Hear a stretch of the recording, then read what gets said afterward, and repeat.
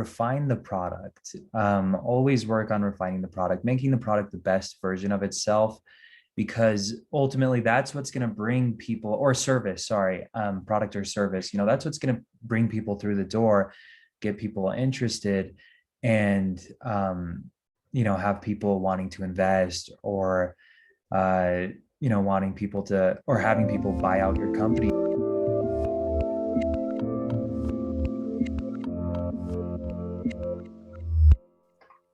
Hey everyone, this is Devin Miller here with another episode of the Inventive Journey. I'm your host, Devin Miller, a serial entrepreneur that's grown several startups into 7- and 8-figure businesses, as well as the founder and CEO of Miller IP Law, where he helps startups and small businesses with their patents and trademarks. You ever need help with yours? Just go to strategymeeting.com. We're always here to help. Now, today we have another great guest on the podcast, Ben Wood.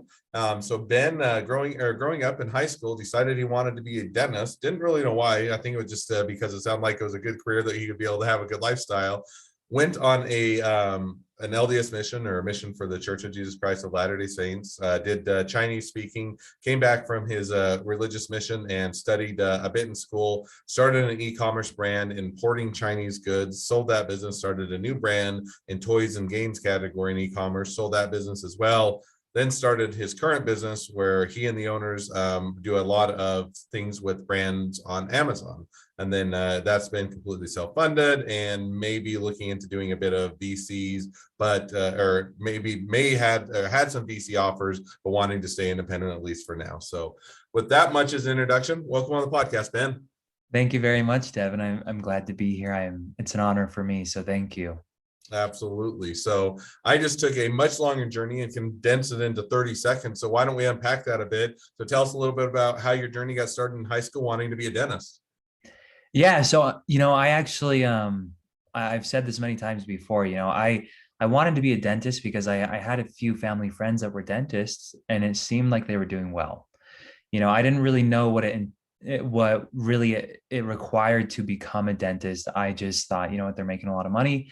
This could be interesting, but I didn't even think of the time that's invested. I was aware of it, but I didn't really, think that in depth into this industry, or into that career path. And so ultimately, um, I don't even I don't even know if I'm worthy of saying that I really wanted to become a dentist. I just wanted to do something that put me in a good spot financially. And so, in high school, that was kind of on my mind. I was also playing sports. And so that's kind of all I was thinking about as well, and hanging out with friends. So I didn't really have a lot of direction. Um, but I did end up, I ended up getting an LDS mission call, and I was called to Brisbane, Australia, to speak Mandarin Chinese. And so that was kind of a, a big pivot moment for me, where, I then had a valuable asset that I could offer to people, which was the Chinese. And there are so many different things, from translating or to importing products, all over the spectrum as far as that language use goes. And so, um, from high school, not really knowing what I wanted to do, I went on this church mission. And then from there, had a really good time, started learning Chinese. And that was, as soon as I got back from my LDS mission, I was exposed to sourcing products from China. And I had made some connections in Australia that kind of gave me a good head start to, you know, figuring out how to source these products from China. And these connections in Australia introduced me to a couple factories in China where I started working on my first project. And it was a clothing company in 2016, beginning of 2016. It was a clothing company that I was trying to target the Chinese market as my consumer, but it was so hard logistically to manage all of it from the US. And so it really didn't last long. So that led into this men's accessory brand that I started in 2016 as well. And my main consumer in the United States. And that started to pick up. I was able to source several different great designs and products that we conceptualized and designed ourselves and manufacture those at cost, and then bring them here to the US and distribute to several retail stores. And then got into, we had our own website where we were selling. So we were very involved in e-commerce and in the paid ad space. And then we Now, let me went, just dive in yeah, just one question as you're going along now. Help or just kind of set the stage for me. Was this, hey, I was doing this as a side hustle while I was in college, or dropped out of college? This was massively right. successful, or I Yeah. decided after the mission I didn't want to go to college and I wanted to do this first, or kind of what was that path that you're, how did that path Yeah, begin? yeah. So yeah, there's definitely a ton to dive into there. So I went on my mission, came back, and a good family friend hired me as a plumbing assistant. And so I was, assigned to do all the dirty work of, crawling through crawl spaces and cleaning up all sorts of messes. And I was making 15 bucks an hour right off of my mission. And it wasn't what I wanted to do. I was saving up for school, and ultimately I ended up going to school at BYU, Idaho for a semester. And then I transferred to Weber State.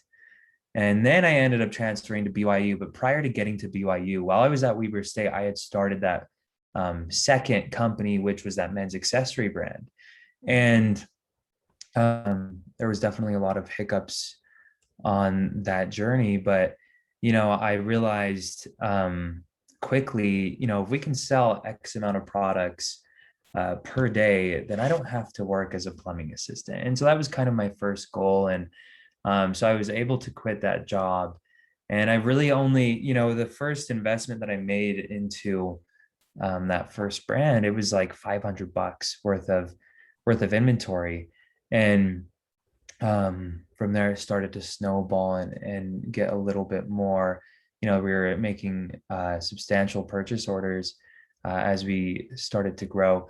But yeah, so I went to Weber State, and my goal was to get into BYU. I didn't have the grades from high school to get into BYU initially right off the mission. So um, I worked hard in college at the same time of creating this first company.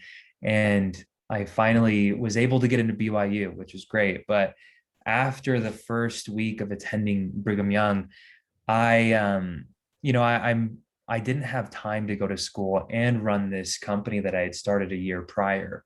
And Mhm. so it was funny because I worked so hard to get into BYU, but ultimately after the first week I ended up dropping out of college and pursuing that men's accessory company full time. And so that was kind of, that was also a very pivotal moment for me when I could focus solely on this e-commerce brand or e-commerce slash retail brand that I was building for the last year.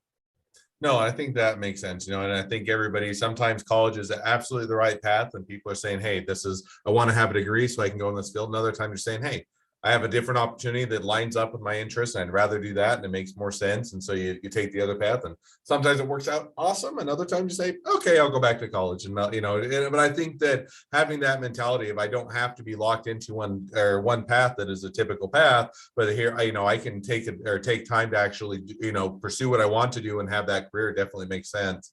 Now, one thing I'll just hit on, because you started a couple before you do the business that you're doing now, and we'll talk to that in just a minute. You sold both of the e-commerce brands at one point, right? So you originally had the importing of Chinese goods that you sold, and then you also had the one before the current company, which was kind of in the toys and games and some of the other ones that you did. With each of those selling of those brands, was it, hey, I built it to a point and I think I can sell it, and I'd rather pursue this, or hey, it's on the downturn, let's make some money and get out before it goes to the bottom, or kind of what was the motivation for selling those along the way? Yeah, so just to clarify, the first one was a men's accessory brand. Okay. And these are, so I had one prior to that, which was a clothing brand. That was the like Chinese facing, our goal was to have these Chinese consumers buy our product, but it didn't, that was a complete failure. But the one after that, the men's accessory brand that was here in the United States, that was, we did pretty well. And what led to selling that company was I felt like I brought it to its highest point, because while I was running that company, I was also at another startup um, that helps companies with like PPC management and Amazon advertising management, so stuff like that. So my buddy started that company. I joined him just for a little bit while I was running my own e-commerce company. And so, it got to the point where I launched 60, or in total, probably like 75 products or so under our men's accessory brand. And we put it in several retail stores. We had our own website. We had a ton of organic traffic, and we were also on Amazon. And Amazon was kind of the giant as far as sales go, uh, amongst all of our sales channels. We were making the most money from Amazon, and so um, it made sense to sell the company because I brought it to its highest point or highest potential, its highest ceiling that I could bring it to. So from there, sold that company and ended up using those funds, some of those funds to have some startup capital or an infusion of cash into this new brand, which was a toys and games company. And so I launched that toys games company and scaled that up fast. And it was a similar thing. The first brand, the men's accessory one, had for about 2 years and 8 months. The second one, it was a little bit of the same thing, but we were selling exclusively on Amazon. So what happened was our sales were growing so much on Amazon. We had one of the e-commerce giants of Amazon offer to buy our company, and because it was at a point where like I I felt like I brought that company to its ceiling, but it also had a ton of potential where if it was in the right hands, it could get into retail, Target and Walmart and all these other avenues. And so for me, it made sense to sell that company at the time. And again, that kind of, that was a big blessing for me because I was able to use that as startup capital for ultimately this business now, which is Angora. And and as we haven't had to take on any funding. We've had several offers, but we've been able to be self-funded up to this point. So no, and I think that's a good walkthrough because it's interesting. When what motivates people to selling is different. Sometimes you're saying, "Oh, I'm worn out. I don't want to do this anymore." Sometimes you're saying, "Hey, I've taken it to the point that I can take it, and if somebody to take it to the next level is beyond what I able to do, or even what I want to do." Sometimes you're saying, there are people, and I'm probably a lot like that. The fun is the building the brand, the fun is the figuring it out, the fun is the getting it going, and then when it becomes a grown up business, so to speak, that some of that fund's lost, and you're saying I'd rather continue to do that as an avenue, or there's just another or something else I'd like to pursue, or the timing, and there's just so many different things that factor into. So it's always kind of fun to hear that. So now you've jumped over to where you're at today, which is the current business, and maybe just help explain kind of so you started your own e-commerce brands for a few different lines, sold those off. So I think this one's still related to Amazon, but in branding and that, but it's also helping other people on Amazon. Is that right?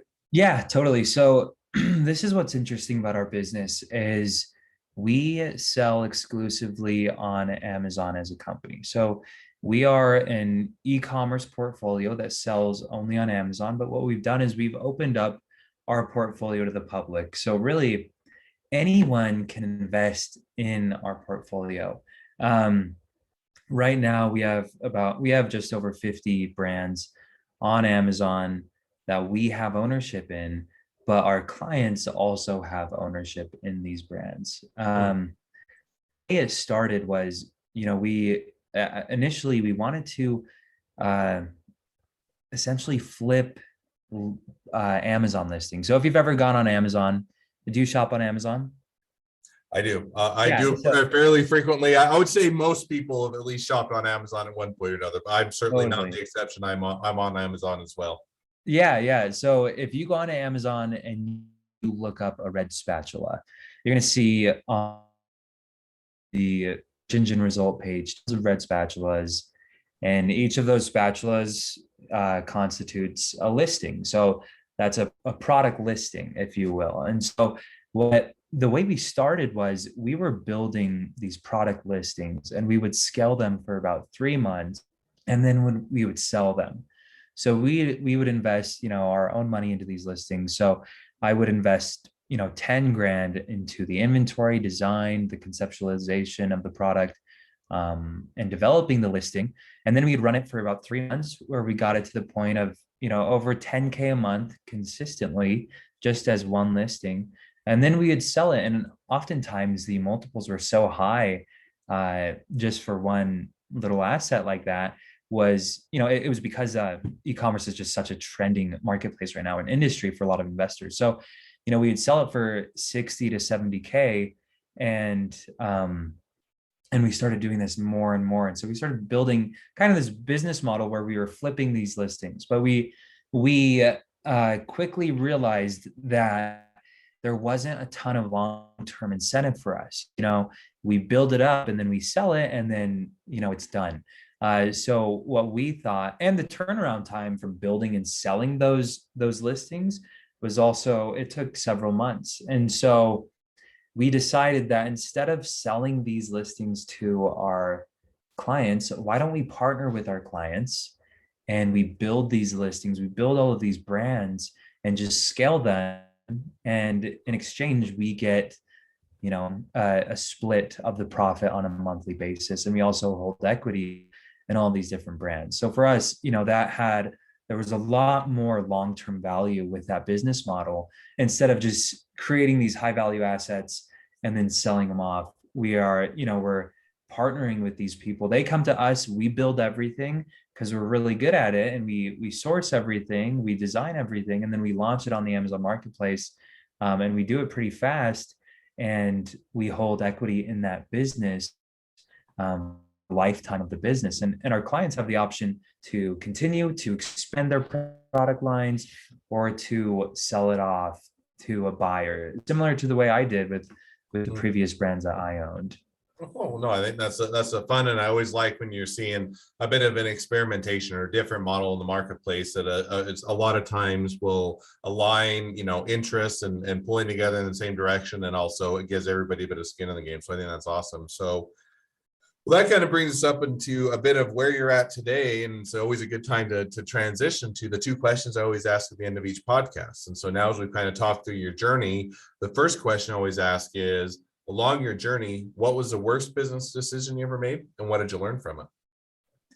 Yeah, so that's a really good question. I've made so many horrible decisions while trying to run these businesses, but I would say the one of the most influential ones that kind of had the most control on my first business was choosing or being so eager to choose a business partner.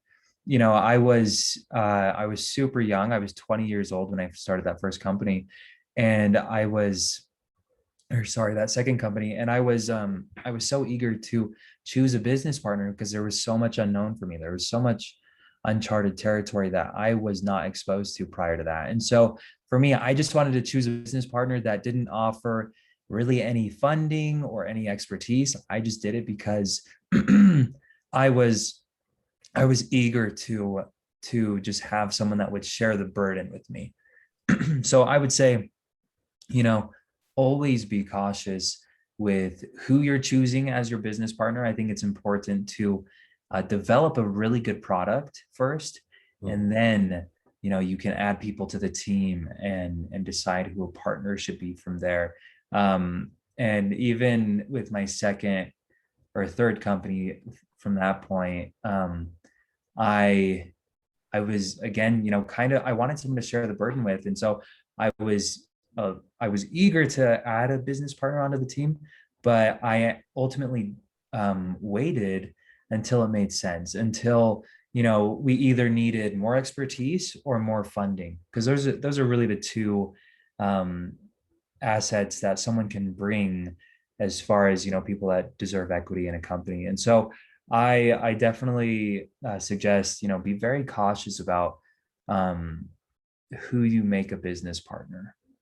No, and I think that's great piece of advice in the sense that, a lot of times, first of all, I think at least, and I'm absolutely guilty, is a lot of times you go in thinking, hey, everybody is going to work as hard as I am. They're going to be as diligent. They're going to be as dedicated. They're going to, want to build this. And sometimes that's absolutely true. And other times you bring on partners and they haven't been in the trenches with you, or they're doing this as a side hustle, or they don't, they're not as dedicated, or a myriad of other things. And it just can create that, you know, partnerships, oftentimes you dive into it much more quickly than you should because you make a lot of those assumptions. And if you get ones where the assumptions are wrong, it can make the running the or business and having that partnership a lot more difficult. So I think that choosing the business partner that is aligned, if you're going to bring on, sometimes you're just saying, hey, I'm not cut out, don't want to do a business partner, just want to do it on my own. But if you're looking to bring on a business partner, maybe to offset your talents or come on as an investor or whatever the reason, I think looking at them and making sure, taking the time to actually make sure it's a good partnership,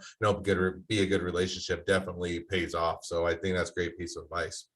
Second question I always ask is, if you're talking to someone that's just getting into a startup or a small business, what would be the one piece of advice you'd give them?